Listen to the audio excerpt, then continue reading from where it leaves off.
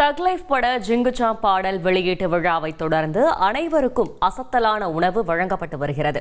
இதுகுறித்த கூடுதல் தகவலை செய்தியாளர் ராஜா வழங்கிட கேட்கலாம். ராஜா, வணக்கம். கள தகவல்களை சொல்லுங்க.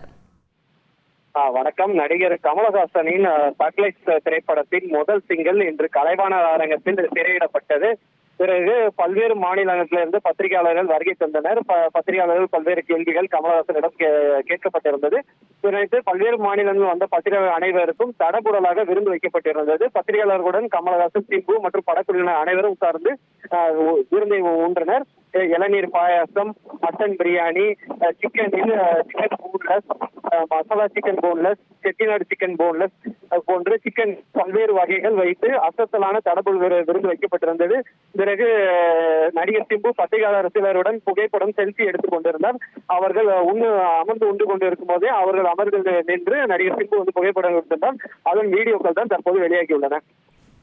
தகவல்களுக்கு நன்றி ராஜா. செய்திகளை உடனுக்குடன் தெரிந்து கொள்ள உடனே சப்ஸ்கிரைப் பண்ணுங்க.